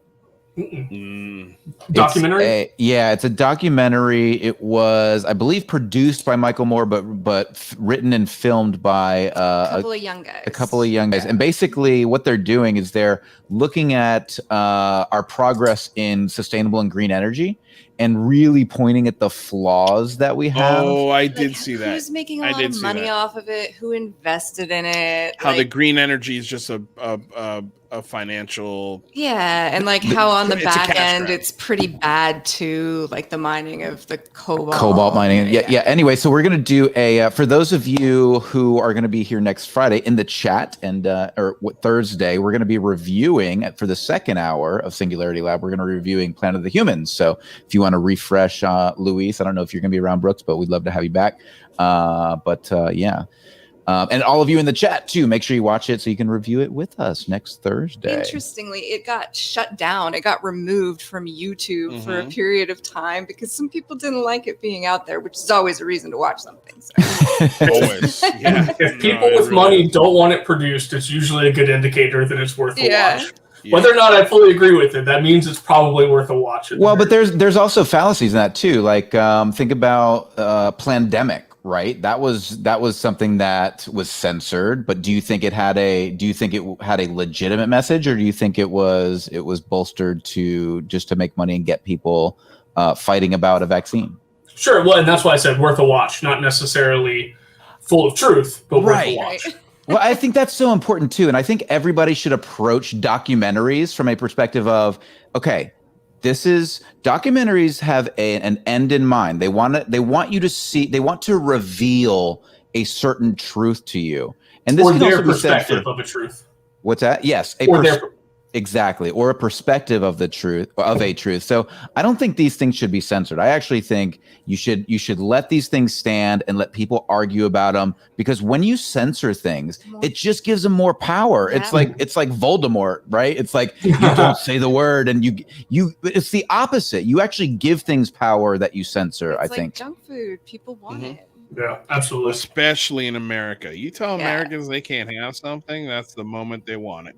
That's what they should have done with the vaccine. You guys can't have this. It's too good for you. Every time. what kills me about the vaccine is you got third world countries begging for vaccines. Begging for it. And we're over here going, yeah, we're good. We're good on the vaccine. I'm good. It's very sad. Night Gazer says Idiocracy is the only documentary I believe in. It is. It's the only documentary that becomes more close to the truth every year. One thing, though, I wanted to kind of circle back to the drones because I think it's such a fascinating topic and such an incredible, window of technology that we're going to see continue to grow way beyond its necessarily military aspects, though those will too. But I think we're going to be really interested to see some of the entertainment aspects that drones are going to be able to bring. I mean, I don't know if you guys saw the opening ceremonies for the Olympics, but the drone shows that Japan and some of these other countries are able to put on are fascinating to me. Yeah, incredible. They're insane. I mean, look, dude. Honestly, the money. If you just had enough money to start one of these drone swarm companies, I mean, you could start advertising. I mean, advertise Mercedes-Benz, BMW, real estate. Sure. There's so many things that you could advertise with a couple of hundred drones in the sky. That's really smart. Now you got to get FAA approval here in the States to try to do that, which would be a nightmare. But could you imagine? I mean, you've got a couple small tens of thousands of drones, each that are able to show a specific color on an LED. They're essentially a pixel themselves. And you can put a movie on up in the sky for an hour and a half to 2 hours that's, a quarter of a mile wide. And we all go lay it down in our backyard. Screw a drive-in. I can just lay in my backyard and watch Jurassic Park in the sky. Yeah. Dude, it's coming. It's coming. It's coming. And I think anybody any sort of investor or anybody that's got, if I had money, that'd probably be the first thing I'd start investing in is drone swarms. And as we see the technology for batteries continue to improve, yep, all that'll do is keep driving drones forward. Well, there is a company out there. I did a review on it. It was like probably in the first 20 shows that I did. There's a company out there that makes a helicopter. It's a commercial drone company. It's an American company. And these helicopters have the ability to stay in flight, if I'm not mistaken, 6 hours. Ooh, that's impressive. Okay, and that's just basic, like with running basically no equipment. But that these drones have the capability of, oh, you want a radar system on it? No problem. Click this part out and click the radar on it. You want a listening device on it? Cool. We got an attachment for that too. And it's just like you can add all of these things, and then they also swarm. So now you can paint a 3D image of your battlefield to a computer and get a really good idea of whatever you're looking at. And these drones, they'll, I'm sure, sell to anybody who's got the cash. I mean, I think it was like $150,000 for a fully loaded version of one of these things. I mean, they're commercial, but they're also industrial. Right. Sure. It's like these things are made to last, but they're also made to survey things. I think that the idea for the company is like building surveyors, land surveyors, also military. They also were placating to military applications. It's I think it's a few, like when I always love talking about this movie, and I haven't seen it in a long time. I really got to go back and watch it again. But the Steven Spielberg flick, Minority Report, the drones in that movie, I think, are going to be exactly to the T what we're going to be dealing with here in the next 15, 20 years. I think drones will be able to take over police departments, a lot of police departments' issues and problems. You put a couple of tasers on a drone, you can subdue. Well, the other problem we have with that, Luis, and so I love that you bring that up, because it's interesting how technology and ethics, right? And that's part of the reason that I'm so passionate about the Singularity Lab, because I want to talk about ethics when it comes to technology, because you have issues with the programmers of AI, incidentally, maybe just through simple bias, but literally programming in racist attitudes into the. And so when you have now these extraordinary capabilities with drones, and then you have AI running the drones, how do you know you're not creating new super racist cops? Well, so let's call that machine learning for now, because that's really what most of it is, right? I get very, maybe it's a personal thing, but I think that the importance narrow AI, right? Machine learning and narrow AI. Really machine learning, because this AI is still only following a pre-written algorithm. It's not rewriting its own algorithm beyond what it's capable of learning, right? That's an important point. And I think so, especially when you're talking about something like identifying a target. And I actually put this in the comments when you guys were talking earlier before I joined, but and I think I sent this to you, Mike, a few weeks ago, that there was, we've got some evidence that Libyans used machine learning drones, unmanned, totally automated machine learning drones to shoot combatants. Yes. And when you have, you don't have a human being on the trigger to determine who gets shot and who doesn't, you create a whole new series of ethical questions. And another point that you brought up, Louis, you were talking about, is it Luis? I'm so sorry. Is it Luis or Louis? Luis, fine. Luis, okay. You brought up the point of crowd dispersion. So the idea of something like a pepper spray or a mace, well, I mean, that begs the question of chemical warfare being delivered by a drone. I mean, you drop sarin gas on a crowd using a $20 drone bought from Target, and you've got something that's even more terrifying than I can't even imagine. In the middle of a concert, the Super Bowl, who knows what, right? Well, and to Luis's question earlier that he asked David Hambling, how do we prepare for these threats? How do we prepare for these AI drone threats? How do we prepare for this sort of and non-AI drone threats as well? And I love this idea of getting the Lego kids and the youth together and going, okay, plot it out. how would you take down the Western Seaboard? How would you take down the Eastern Seaboard? What would you do? What technology is available? How would you do it? And build war games around these sorts of ideas, because if we're not preparing for this right now, this is going to catch us so off guard so quickly that it's going to be, this is quite literally the next phase in cyber warfare and terrorism. And so you've got these dual threats, right? You've got hacking in your software infrastructures, and then you've got drone threats and potential AI coming at us so quickly. So it's going to be fascinating, but I definitely think I hope I hope this is what we're focusing on, the military, not just building tanks that are going to sit in fucking Arizona or some shit. Well, I can guarantee you we're thinking a little bit more than just tanks. One thing, did you guys ever do future problem solving?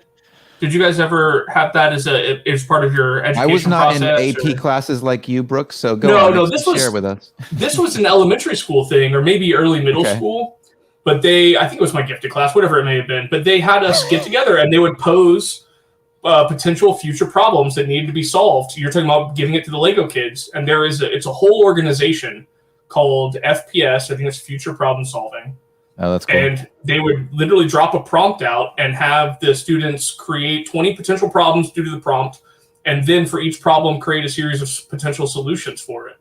And that kind of thought process, I think, would be huge, especially with the technology the kids have now. I mean, it would be incredible. All the kids should be getting that. Yeah, not just the gifted kids, Brooks. Yeah. So first off, this is hilarious. Hold on. Night Gazer says, I propose we connect global AI to Starlink. We could call it, I don't know, Skynet. Yeah, that's a great name. Nothing scary about that name at all. But here's the thing, right? Like, it wouldn't be up to the military. I don't think the military would be able to do this, right? You would have to have private companies, like, for example, let's just take football stadiums, for example, because those are, places that attract a lot of people and people know where to go. They're very big. They're easy to see. Like, the football stadium would have to have an anti-drone tech ready to launch. When we were in Jacksonville at the concert last week, like, the way they build those stadiums, like, you're afraid to walk around. It feels like you're going to fall down. Can you imagine if shit was coming out of the sky? Oh my God. I have a little bit of reassurance for you guys. They actually already have some of this. One of the most interesting ones, actually, and I think it started with Wimbledon, they have originally used trained falcons and hawks to keep pigeons off of the courts. They have since been able to use similar training to have live birds take down drones. Really? Yeah, I'll see if I can find you some links, but they do. They basically use people who are into falconry to teach live birds to go and take drones out of the sky. But I mean, cool. Man, now you're talking. I mean, imagine having to train live bird catching drones for every business in America.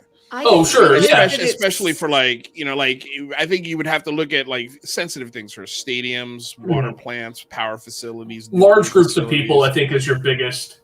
But the other interesting thing is it's really end of day, right? So we all have this USB drive, RSA token, whatever we've got. We just need one that when you push a button releases an EMP, right? Right. We all just carry a little EMP around with us and then have to buy a new cell phone in a week. Well, yeah, I almost wonder if EMP will replace like pepper spray. Right.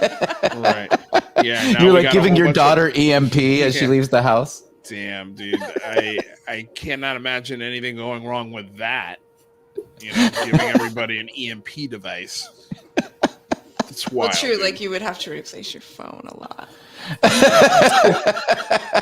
Well, I mean, at least that way, if you leave it in the Uber, it doesn't really matter that much. Right? That's true. That's true. Somebody had a really funny comment. Matt here said, "Release the falcons." Or maybe I didn't we realize how active the bird people are. My cousins, they found somebody's homing pigeon in a park the other day. And oh wow! I got it back to them, and That's not a very good honing pigeon, then. Is it? Well, I don't know what happened to him. Maybe he was a new one. Maybe he was. I mean, that tech isn't old, right? They used to use the pigeons and falcons in World War I and II to deliver messages. Yeah, I just didn't know people were keeping up with it. I think it's come back around. But the other interesting thing with that though is, as someone mentioned, dolphins. We could do the same thing for the water drones. I mean, they had that beluga whale that was hanging out with too many people in the North Sea because it was Russian trained, and the Russians lost their beluga. We've been using animals to help us forever. So now, and we just mount the EMP on the falcons. They're not going to be harmed, right? Right. Or I mean, you can also use EMP drones, right? Who cares if it takes itself out? Yeah, right? suicide drones for sure. Yeah. But now you got a 20, 30 pound drone free falling from 1,000 feet. I'll still take that over the chemical warfare or the IED going off. Well, what if there's an IED on the drone that you just EMP'd? Or what if it's a canister of anthrax and now it's cracked open, on the sidewalk? So we got to train the Falcon to grab it and fly up into the stratosphere, into the sun, into the sun, fly right into the sun, Bird. Like I just picture like the original Batman movie. Like where Batman has that bomb that it's literally a round bomb with a wick coming out of it, and he's running down the street trying to get it to the water, and so he can chuck this bomb in the water. Oh, dude, it's so silly. We are so screwed when it comes to this drone thing. I'm telling you, man, like we're not ready for this, and I think wouldn't shock me if this is really the underlying warning of Lou Elizondo and Christopher Mellon is like, you guys need to pay attention to this. Yeah, we got this UFO thing and that's fun and cool, but this is going to be a breach on the level of 9/11 is the words of Elizondo. He's said that a couple of times. And I don't think he's talking about extraterrestrial visitors, because if these things were malevolent, we would know by now. No? Yeah. I mean, we would. There's no way extraterrestrials have been hanging with us, watching us for this long and are want to destroy us. I mean, it just there's no sense. It would have happened at Honey Boo Boo. If they wanted to end all of it, Honey Boo Boo would have been the last straw for an extraterrestrial civilization, and that was almost 20 years ago. So come on, man. Like I don't buy that. All right, well let's do this real quick. Let's look. Let's look at something positive in regard to drones, because I think it's sometimes good to think a little bit positively. A lot of positive applications about the for displays drones. In the sky. That's really cool. That cool. is the shark definitely finding cool. technology that he had mentioned earlier. That was cool. We need some drones that are carbon sinks. This is fully autonomous drones. There's a dangerous gas leak in a building. Wouldn't it be great if we could send in robots to find the gas leak quickly and without endangering human lives? Can you blow that up, Mike? We have developed the first. Yeah, hold on. I'm not sure why it's not blowing up. Maybe if we watch on YouTube, it'll blow up. So loud. Uh-oh. Now we just need them to shut down nuclear reactors too. Right. Say it again. I said now we just need to teach them to shut down nuclear reactors as well. Great. Uh-oh. Is it giving you issues, Mike?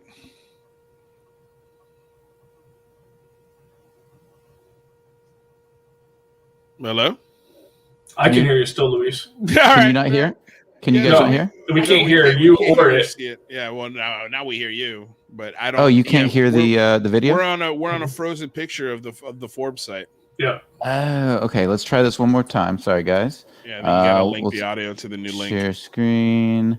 Chrome tab. Okay, here we go. Share audio. Oh, right. Got it. Okay. There you go. Here we go. That's better. In a building. Wouldn't it be great if we could send in robots to find the gas leak quickly and without endangering human lives? We have developed the first autonomous swarm of tiny drones that find gas leaks in unknown, cluttered environments. When the voice said human lives. Their small size not only allows them to fly in narrow spaces, but also makes them very safe. Usually, So I don't understand what's up with, like, they're talking about how safe they are, but like there's this menacing music behind it. Yeah. It's very challenging to get such tiny drones those are blades with razors on them. And they don't look like they're being flown particularly well. Is there wind in this building? There's also no protective coverings for these drones. I'm waiting for a spark to ignite the gas that they're trying to find in the first place. Oh man. Yeah. Well, we know that didn't happen because we're seeing the footage, right? But that is hilarious. Like, one of these things kicked into another one, and then they both wiped it out, created a spark, and boom! The capacitor just discharges, and the whole place goes up. Go on, drone. Okay. For those of you just listening on Spotify or Apple Podcasts, make sure you check us out on YouTube at the Singularity Lab. Fly autonomously. They're also due to their small processing power and little memory. To solve this problem, our drones use a bio-inspired strategy in which they follow a few simple rules. They start flying in a random direction for maximum exploration, avoiding obstacles on the way. If one of them smells gas, it communicates with the other drones, which will help to better localize the source. Hold on a second. He said if one of them smells gas?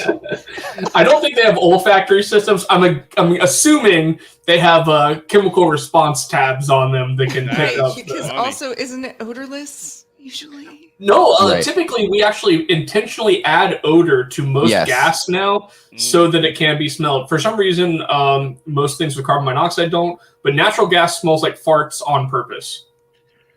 Well, that's not good.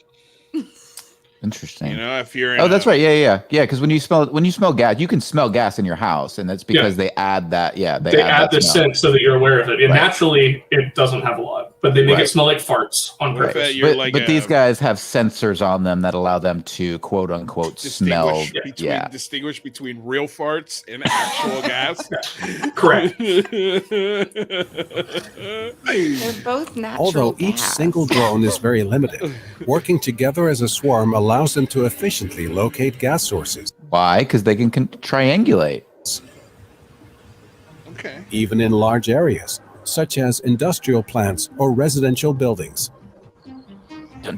Our work shows that a bio-inspired AI is an effective and simple way to tackle difficult, real-world problems. Visit our website to learn more. Anyway, super interesting though, right? Well, it would have been cool if the drones were able to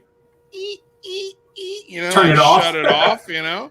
They send in the little bomb squad robot for that. Like, it rolls up. Yeah, that would have been cool if one of them came out with an arm and it was just like, okay, we're good, you know.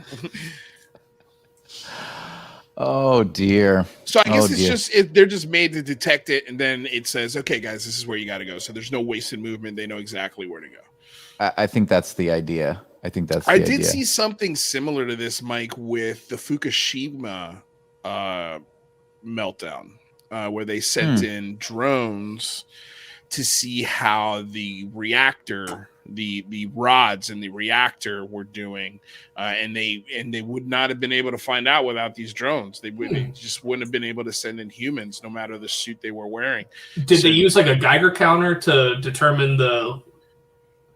I would assume so. You know, I would assume it was a land-based drone. It wasn't a flight drone. It was something a little more bulky that had the ability to essentially work its way through rubble, and it got to where it needed to get to and gave him the information that he needed. So it's cool, you know.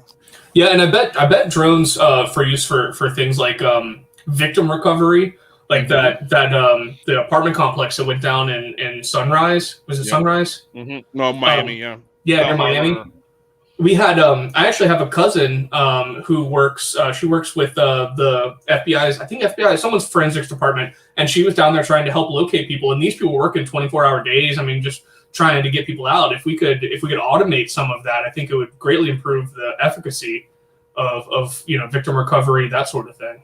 That's another interesting use. Well, I think the future is humans working hand in hand with AI and drones and robotics, because this idea that they're just going to completely replace us. I think, there's something profoundly dumb about narrow AI, right? It's just there are certain things that it does brilliantly at thousands and thousands and thousands and maybe millions of times faster than a human could do it, but there are things that are so outside of its purview that it's tragically stupid. And you need the human, the problem solver there to support the AI. And so that's why I think a lot of the future of jobs, they're not just going to, yes, automation is going to, push out a lot of people out of a lot of job markets, but you're going to need intelligent problem solvers to work alongside AI technology to hit its blind spots or support its blind spots. Nikki wants to know, did Luis add an accent when he did an impression of that drone? Probably. Probably, yeah. It was probably. I think it was. Yeah, I think I added a Mexican accent actually. I love the idea of them all being, Mexican drones. Like a mariachi band, like that would be fantastic. And they come in, they shut off the gas. Okay, we're done, and then they fly away. I'm really glad we have Luis to do that. Yeah, if I did that, it would not have been appropriate at all. I'm so glad that's not a joke I made. Hey, listen, I can claim the Lopez thing and maybe slide a touch. Yeah, you can get away with it, maybe. I think so. So, Michael, though, I think that you make an interesting point about drones, machine learning, even narrow artificial intelligence being very good at what it's good at, and not being very good at other things. It makes me think of, especially now that we've got Dune coming out in a few months to theaters, which I'm excited about. It was delayed forever, right? It was, yeah. Well, I think a lot of that was COVID. Yeah. But there's a novel in the Dune universe called the Butlerian Jihad, when the robots basically take over and commit genocide against humanity. And there's one robot who just keeps trying to write music and just cannot grasp why humans like music, why it works, what the point is. And he keeps picking people up and tearing their heads off and smearing them on tapestries because he just doesn't get art. And so that's kind of where we're going at some point. That's not bad. Why do you like this? I was also gonna say, I think it can be drone tech, and it has to be tied to a human. I think for at least a little while, but I think also to add the nature aspect into it. What do you think was the best tool to find bodies under all of that rubble? It's dogs, but it's really hard on them. Yeah, it is. But I mean, you can implement all three of these things that help save not only animal lives and human lives, but to get to things faster, to know, oh wow, we've got an infrared scanning of this building, there's heat signatures here, let's send in the dogs are picking up, okay, great, now let's send in the rescue team and see if we can get them out of there in an efficient amount of time. So I think there's a lot of room for drones. Ambulances is one thing that comes to mind, like how killer it would have been to have a drone ambulance to take Michelle to the hospital as opposed to a regular ambulance. She would have gotten there much faster. They would have been able to implement things and get things just done quicker. Especially in a town like LA. It's just a nightmare. Right. Averill says drones interfacing with consciousness. And this is an important topic. And we actually addressed this on our show a couple weeks back. Make sure you go back and check out the Kent By episode on Singularity Lab, where we talk about brain-computer interfaces, shorthand BCI. The acronym is BCI. But basically the idea behind BCI is there's two different types. There's invasive BCI, which is what Neuralink is working on right now, where they actually implant a computer chip on the brain, which sends communication between the person and the technology. And then there's non-invasive BCI, which is very similar to VR and augmented reality, where you're literally having a communication system between the brain and computers that goes beyond, just purely physical, measuring eye movements, things like that. Yeah, go ahead, Gershon. In the future, drones will prevent us from even getting hurt. What does that mean? Drone's going to follow me around and make sure I don't trip?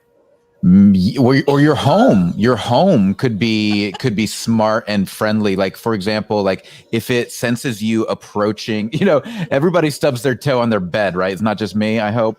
On your bed frame at the bottom, or you hit your nose all the time. The possibilities of that receding and being aware of your movements, or and a lot of this stuff is way far off, you guys. Like, I'm not saying this is going to be something that happens overnight, but yeah, I mean, there will be some interesting innovations when it comes to keeping you from stubbing your toe.